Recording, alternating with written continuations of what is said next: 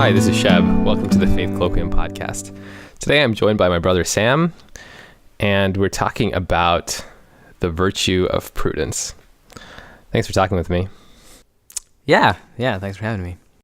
Yeah, so I come at this virtue of prudence from Aristotle. So Aristotle was an ancient Greek philosopher, and he wrote a book called Nicomachean Ethics, and the book is about how human beings live well, what it means to live well as a human being, and how the virtues play a central role in fulfilling a properly human life. And so, I think for us, we often think of virtues as these moral qualities, and sometimes it can be really difficult to discern which virtues we should exercise and to what extent. So say I'm in some situation and I'm faced with this question of, well, should I be bold and courageous, or should I exercise self-control? And if I should be courageous, well, to what degree should I be courageous? I don't want to be rash. I want to have the right amount of courage. So these questions can be difficult, right? It's difficult living the moral life because there's usually many wrong ways to go about doing something, and maybe only one right way, or maybe one or two right ways to go about doing it. And that's always not going to look the same either, right? In every situation or for every person. So just because you did something one way and it worked in that situation doesn't mean it's necessarily going to work all the time or for all people either. So you've got all these virtues, right, before you. And so the question is, well, how do you go about making sense of which one to use and to what degree, right? In what kinds of situations, right? That can be tricky or that can be difficult to navigate, right? Does that make sense? Yeah. Okay. And so Aristotle's answer to that question, to the question of, well, how do I go about navigating these virtues? Aristotle's answer to this is prudence, right? So we generally think of virtues as moral qualities, but Aristotle actually thinks that there are some intellectual virtues as well. And one of those intellectual virtues is prudence, or practical wisdom. So wisdom for Aristotle is interested in just kind of general universal principles, like how does reality function? How does the universe operate? But prudence is interested in something more specific, something more kind of here and now. It's interested in the specific details of this decision in my life at this specific moment. And it's this intellectual skill that is exercised in making a decision in real time, like right now, right here in this moment. Often we're in some situation and you're kind of having to act and deliberate at the same time. You know what I'm talking about? Like you don't always have the opportunity to kind of deliberate and reflect and then make a decision. Sometimes you have to act and deliberate simultaneously, And prudence is that skill that allows you to do that and do it well, where you're deliberating and you're acting and you're doing it well.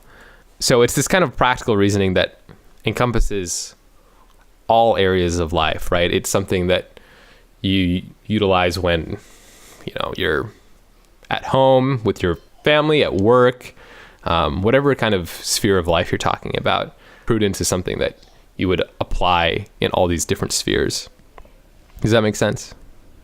Yeah. Do you have any examples off the top of your head for what you're talking about? Yeah, so I can so here's a example that's kind of, I guess, that I think you often hear about in our current cultural conversations about, say, sexual harassment, right? Okay.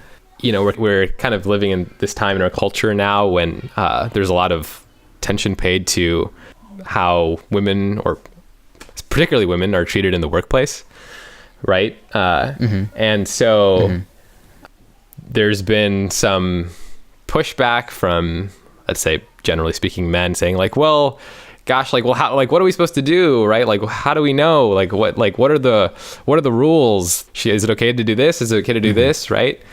And I think there's been a lot of kind of eye rolling from the women, right, in response to this. And I think some of that is, to some extent, is warranted, because the idea here is you need to use prudence, right? Like you exercise prudence in like, well, knowing how do I interact with this person versus this person, right? In this situation versus this situation. Like what if I'm in an elevator versus what if I'm in like a spacious office versus what if I'm talking to like a supervisor versus a coworker, right? All of these things are going to look different. You know, all these kinds of things. You exercise prudence in kind of navigating through these situations, right? And like that's I think one of the attractive features of Aristotle's Nicomachean Ethics is that he very rarely lays out rules or commands. He's more interested in navigating these virtues so that you can become a kind of human being. He puts forth prudence as this intellectual virtue that's actually necessary in order to navigate the other moral virtues, right? Like you've got all these virtues in front of you, and then the question is like, well, now how do I figure out which one to use and like to what extent, to what degree, right? That like that's going to take practice figuring out how you'd go about doing that, right? That involves like practical reason, like practical wisdom. You know, that like it involves an element of using your rational faculties, you know? So I think all of us have been in situations where, you know, we have perfectly good intentions, right? Like we want to go about doing the good thing, the right thing. But what Aristotle is, I think, calling attention to here is that in spite of having good intentions, like you still need prudence, right? This is why like your good intentions can like still lead you to do the wrong thing sometimes, right? You can slip up. Sure. So that's why like careful thought and careful deliberation is necessary. And having some kind of like rule is not always the best thing. That sounds like, at least for a lot of gray area, it sounds like it's messy and risky, versus being able to sort of give your kids and give the church members clean, easy rules that they can just sort of take and follow, where there seems to be a little bit more of a safety and a security to that. I think that's partly right, I guess. I mean, I don't think that Aristotle has anything against rules altogether, like in the sense that like he would say like, well, we shouldn't have rules or anything like that. There are aspects of our life where rules are necessary, right? Like we tell our children don't do certain things, right? We give them rules to follow. We have rules in our society that people should follow, but not all of life is like that, right? Our life kind of flows in such a way that we're often faced with choices where it's very difficult, like for there to be, like it's very difficult to see like what the clear path is, right? Sometimes, whether that's like what kind of car should I buy, what kind of house should I buy, who should I marry. These are huge life choices, right? And it's not like there's going to be some rule that is going to clearly provide the answer to these. You're going to have to exercise practical wisdom. And I don't know that I would say that it's gray. I think the point is that there is a right decision, like there is a good decision. What prudence does is it helps you find that. And that is often like tricky, right? It's difficult, but that's why it has to be exercised. It has to be developed, right?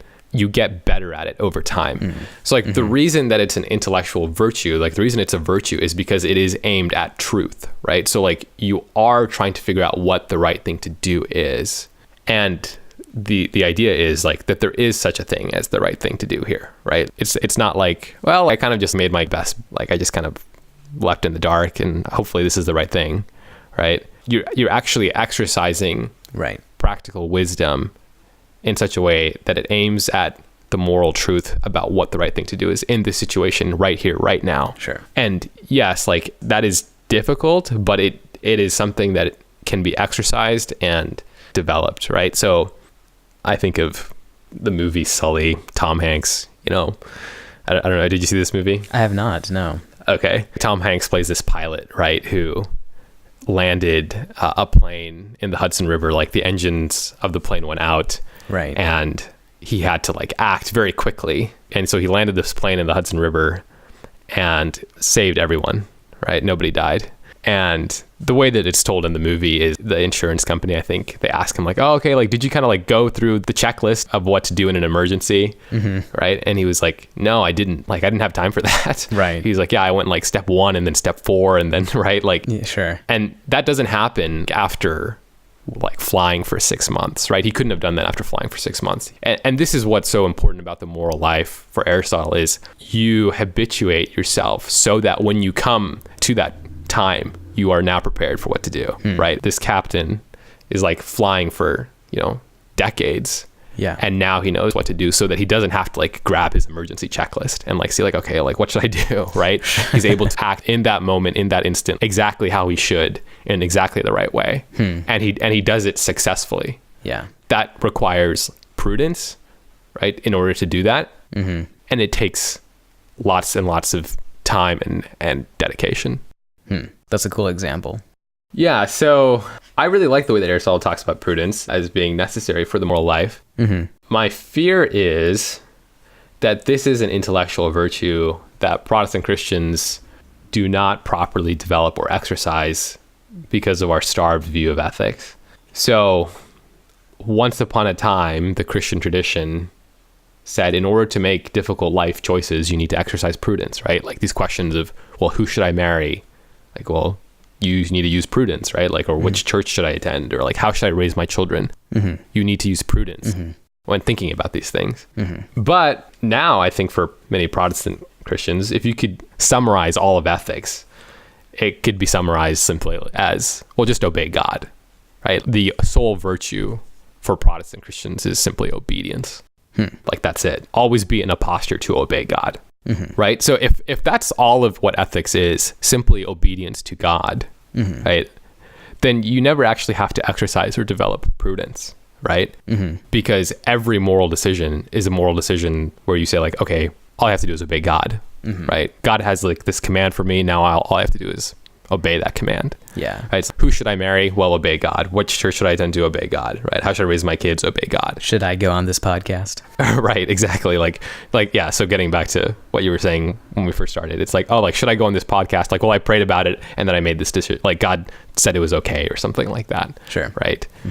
If that's the way that you approach the moral life, moral decision making, then prudence has a small, if not no role at all, right, in that process, because it's simply about what God commands you to do. I think the closest thing that Protestant Christians have to something like prudence is probably discernment. We like to talk about discernment, but even with discernment, it carries this sense of like God kind of revealing something specially to you that you can, and so that you can make the right choice, and you kind of have to like discern based off of like what God might show you or something like that. So that I think is something I wonder if you simply have this framework of command obedience, if prudence is a virtue that can be properly exercised. Stanley Hauerwas, he's a Christian theologian, and he says, if the framework of Christian ethics is simply reduced to command, then the object of the moral life is not to grow, but merely to obey. And so I think that's something that is a concern to me, because I think you neglect these gifts from God, these gifts that God has given to you, right? And when you neglect them, they...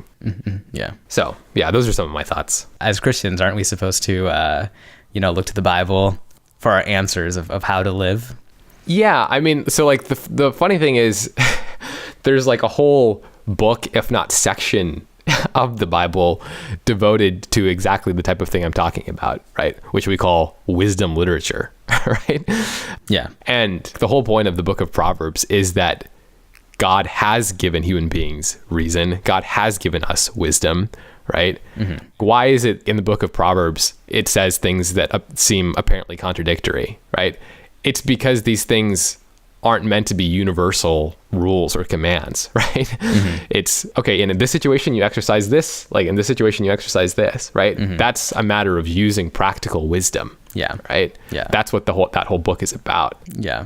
So I don't see anything incompatible about saying like, well, go to the Bible for truth, or we need to go to the Bible for wisdom, while at the same time affirming the reality that God has endowed us with certain natural gifts, right? Like God has endowed us with physical gifts like eyesight and hearing, right? And God has also endowed us with gifts of the mind, like reason, practical wisdom, right? Like none of us would neglect our eyesight or our hearing, right? Or like choose not to use them or something like this, right? Sure. So then I think it just simply follows that we should do the same thing with our practical reasoning abilities too. Yeah. Like practical wisdom. And I think that's what the whole point of Proverbs is about, right? That you do need to exercise wisdom when you're making these difficult decisions in life.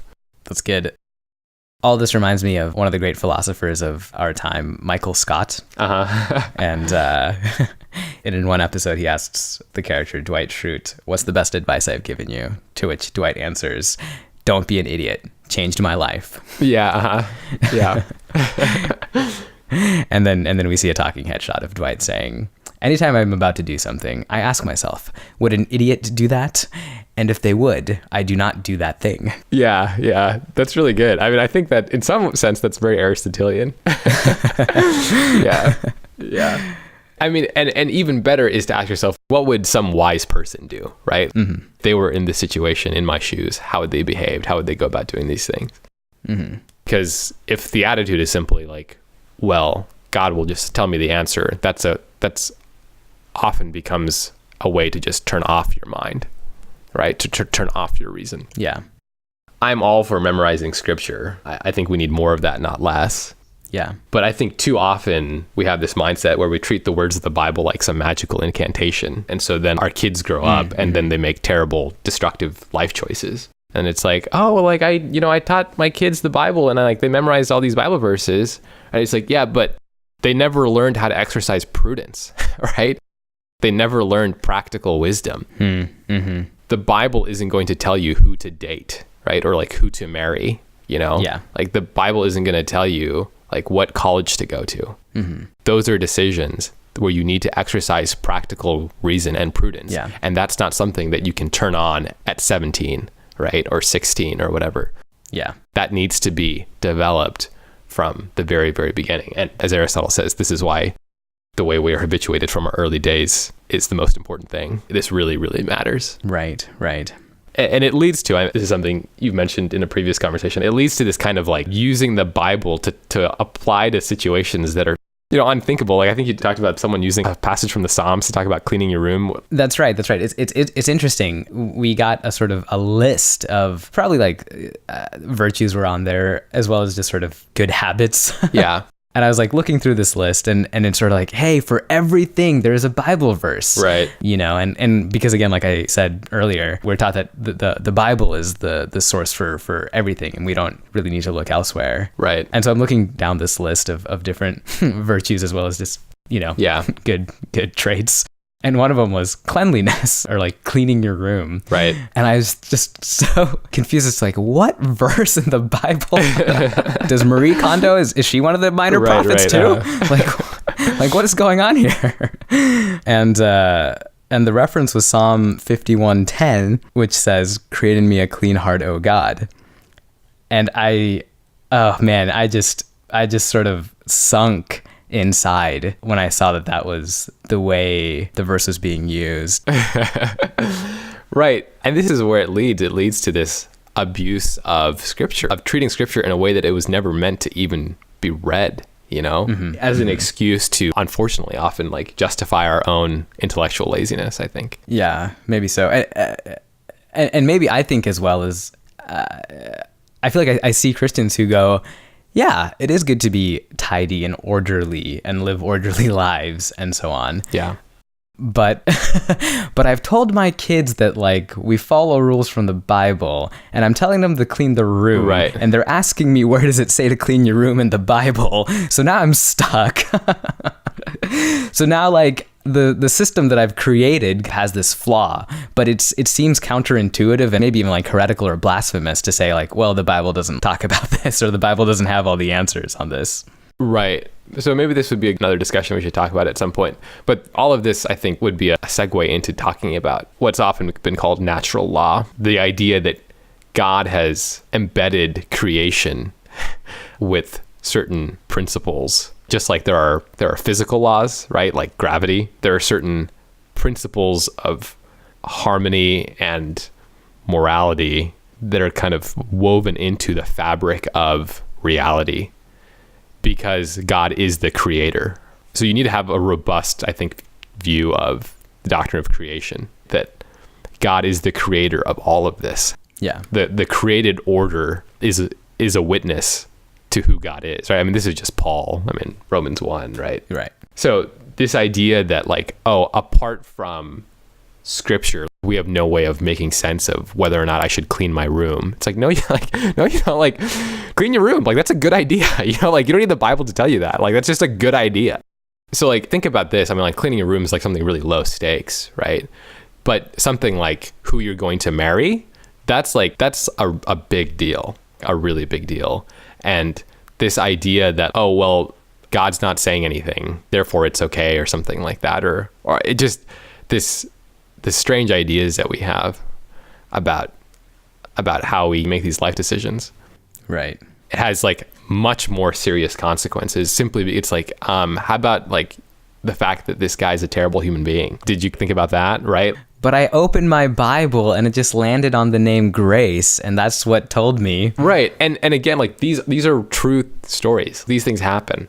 Right. And that's like what's so devastating. And it's so sad because like we don't treat any other part of our lives this way. It's not like when you're baking a cake. It's not like you wait on God to give you a recipe, right? Yeah. You use prudence so often in lots of different areas of life. It's part of God's natural created order. Yeah. To pull another television example, I'm just reminded of the Magic School Bus and Mrs. Frizzle's sort of common phrase that she would say. It was like, take chances, make mistakes, get messy. Yeah, I love it. I like that. Cool. Yeah. But it's like, you should do that when you're on the things that don't matter. Sure.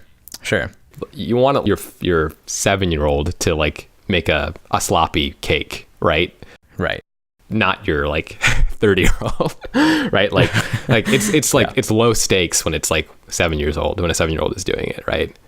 Don't start by like making wedding cakes. Right. Exactly. Yeah. It's like, you are going to stumble at this, like you are going to like fail at it, right? Right. Yeah. But it's through that you're like, now this is the right amount.